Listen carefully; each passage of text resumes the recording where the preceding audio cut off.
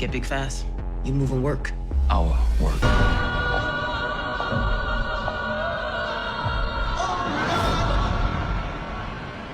Rockin' me done. She dead to me already. Need you to leave me and my peoples alone, Garcia. What the fuck are you doing here? Your mother is working in Manhattan now. Things could get messy. Got a spot for you if you lucky. You will never be above me. It's us now. Everybody else need to get the fuck out the way. Kanan just told his uncle he'll never be the boss, and within seconds, Marvin made it clear that mistake might cost him everything. Episode 3 is about to expose who's really running this family, and somebody is not walking away from it clean. Rack and Marvin are stepping into something bigger than either of them can fully control, and the title of this episode alone, Tricks, tells you exactly what kind of game everyone's about to be forced to play. Raising Kanan has spent 4 seasons building toward this final stretch, and now, with only 8 episodes left to close out the entire story, every decision on screen is going to carry weight we haven't seen before. The official description for this episode lays it out plainly. Rack and Marvin are launching their new operation, Kanan and Breeze's business is expanding fast, and Jukebox is about to take a massive risk just to keep her family from falling apart. That's not filler. That's a setup for a war on multiple fronts, and almost nobody in this family is positioned to win all of them at once. Let's start with Rack and Marvin, because this partnership was never going to be simple. Rack is already operating with the Manhattan Mafia, working directly underneath Stefano Marchetti, and that alone puts her in a different weight class than anyone else in South Jamaica right now. Marvin stepping into business alongside her means he's finally getting the kind of access he's wanted his whole life, but access like that comes with strings attached, and Marvin has never been the type of man who handles pressure well. He's spent years standing in Rack's shadow, watching her make every major call, and now that he's getting his own seat at the table, the real question is whether he can actually hold it down without making the kind of mistake that gets people killed. Stefano isn't going to babysit anyone.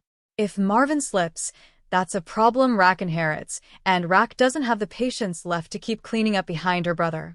Then there's Kanan and Breeze, and this is where things get genuinely dangerous because their business isn't growing in isolation. It's growing directly in competition with everything Rack and Marvin are building. Breeze has already shown he's not interested in playing things safe. He's aligned himself with Snaps and Pop, his aunt and uncle, 2 old-school Southside legends who built their reputation long before Kanan was even in the game. That alliance gives Breeze instant credibility on the street, but it also puts a target on his back because Snaps and Pop carry history, and history in this world always comes back around eventually. Kanan, for his part, is no longer the kid trying to prove himself to his mother. He knows exactly what he wants now, and what he wants is power that doesn't run through Rack at all. The problem is, the further Kanan pushes into his own lane, the more direct his collision course with Marvin becomes, because Marvin has made it brutally clear that he will never answer to his nephew, no matter how much money Kanan's operation starts pulling in. That tension is going to boil over fast. Marvin is already carrying resentment from being passed over and disrespected, and the moment he finds out Kanan tried to offer him a position, essentially asking his own uncle to work underneath him, that resentment turns into something much more volatile. Marvin built his identity around being above Kanan in this family's hierarchy, and Kanan casually trying to flip that order is the kind of disrespect that doesn't get forgiven with an apology.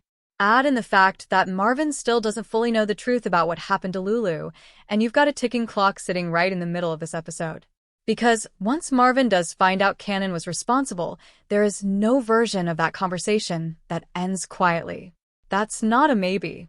That's a guarantee the show has been building toward since the moment Lulu went down, and Tricks feels like the episode where the fuse gets noticeably shorter.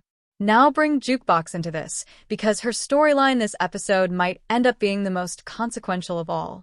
The official description specifically says she takes a big risk to protect the family, and given everything we've watched her do over the last 2 episodes, that risk isn't going to be small. Jukebox has been digging for the truth about what really happened to Famous and Crystal, and she's not convinced Rack's version of events is the full story. She's been quietly working her own angle, pulling information from her father, trying to figure out what Rack is hiding, and that kind of persistence usually means she's getting closer to something nobody wants exposed.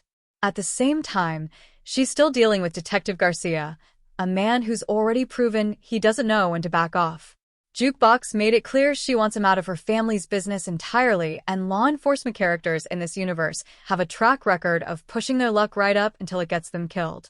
If Jukebox is the one taking a big swing to protect her family this episode, Garcia might be exactly the kind of problem she decides she's done tolerating. What makes all of this so tense heading into episode 3 is that nobody's storyline is isolated anymore. Rack's business decisions affect Marvin. Marvin's ego affects his relationship with Kanan. Kanan's ambition threatens to expose secrets that could destroy what's left of this family. And Jukebox is sitting in the middle of it all, armed with information that could blow everything up the moment she decides to use it. This is a family that built an empire on secrets, and tricks looks like the episode where those secrets start working against the people who told them. Stefano Marchetti's reaction to this whole situation says a lot more than his actual dialogue does. Tony Danza has played this character as a man who survived in organized crime long enough to know exactly when something feels off, and right now, everything about working with Rack and Kanan and Breeze feels off to him. He's already warned Kanan that things could get messy, and when a man with Stefano's experience starts using words like that, it's not paranoia. It's instinct built from decades of watching deals like this fall apart. Stefano isn't scared of Rack specifically. He's scared of what happens when too many ambitious people start operating in the same territory at the same time, because that's exactly the kind of environment that produces bodies. He's letting Kanan and Breeze build their operation, but he's not blind to the fact that Rack doing business with the Manhattan Mafia on her own track creates a conflict of interest that could blow back on everyone connected to it, including him. And that brings us to Flossie. Leslie Grossman's character has operated as a calculated, dangerous presence ever since she stepped into this world, and there's a real possibility she becomes one of the biggest obstacles standing between Kanan and the empire he's trying to build. Flossie doesn't make moves out of loyalty. She makes moves out of self-interest, and self-interest in this family's business has a long history of turning violent fast. If Kanan and Breeze's operation starts pulling weight away from established players, Flossie isn't the type to sit back and watch her position erode. She's shown she has no problem getting her hands dirty when the situation calls for it, and given how aggressively this season has been building toward conflict, it wouldn't be surprising if she's the one who escalates things to a point Kanan isn't prepared for. Taz is another name worth watching closely here, mainly because everything about his arc has been building toward a breaking point. He's been positioned as someone who can't fully be trusted, someone operating a little too loosely for a business built on discretion and control. In a show like this, characters who consistently raise red flags rarely make it to the finish line, and Taz has been raising them for a while now. If tensions inside Breeze's circle start boiling over this episode, Taz is exactly the kind of loose thread that gets pulled. And once that thread gets pulled all the way, it usually means somebody doesn't survive the fallout. There's also the matter of Snaps and Pop, and their position in all of this is more fragile than it might appear on the surface. They're Southside legends, no doubt, and their alliance with Breeze gives his operations serious credibility in the streets. But Kanan has personal history with both of them that runs far deeper than business, and that history is connected directly to what happened to Famous and Crystal. Kanan isn't the type to let something like that go quietly, regardless of what Breeze wants or how valuable Snaps and Pop are to the operation. If Kanan ever confirms what role they played in that situation, loyalty to Breeze isn't going to be enough to protect them. That's a reckoning sitting on the horizon, and the longer this season delays it, the more violent it's going to be when it finally arrives. Meanwhile, Unique's absence continues to loom over every episode like a storm that hasn't broken yet. After everything that happened in episode 2, a lot of fans are convinced he's done for good, while others are holding on to the idea that he's not finished making noise in Queens. Joey Badass has played this character as someone who refuses to accept defeat quietly, and that kind of stubbornness usually leads to one of two outcomes: either a dramatic comeback that reshuffles the entire power structure, or a final, definitive ending that closes his story for good. Given that the show has confirmed this final season is designed to answer every lingering question about this family, Unique's fate is almost certainly going to be addressed directly, and not in a way that leaves things open-ended. What makes all of this hit even harder is the bigger picture surrounding the show itself. This is it, the final season. 8 episodes total, which means every storyline, every grudge, every secret this family has buried over the years is being forced into the open on a tight, unforgiving timeline. There's no slow burn luxury left. Sasha Penn has already confirmed that this season is built to resolve everything connected to the Thomas family, including the long-standing mystery of how Kanan eventually ends up killing Jukebox in the original Power timeline.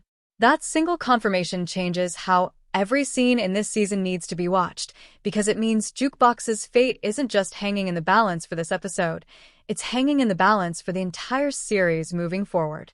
Every risk she takes from this point forward carries a weight that goes far beyond this one episode, and Trix might be the moment that first sets her on the path toward that outcome.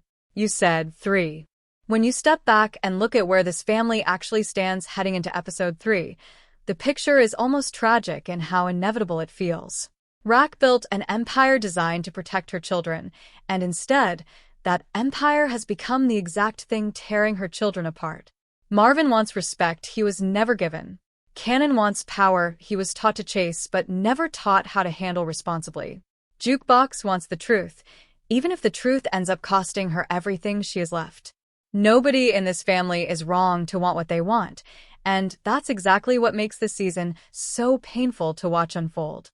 There's no clean villain here. There's just a group of people who love each other and are still going to end up destroying one another, because that's the only way this kind of story has ever been able to end. Think about Marvin for a second, because his arc this episode deserves more attention than it usually gets.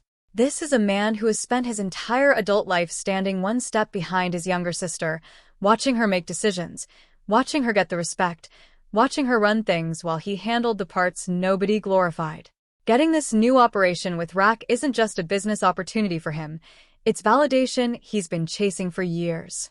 And the moment Kanan tries to flip that hierarchy, even with good intentions, it doesn't read to Marvin as ambition.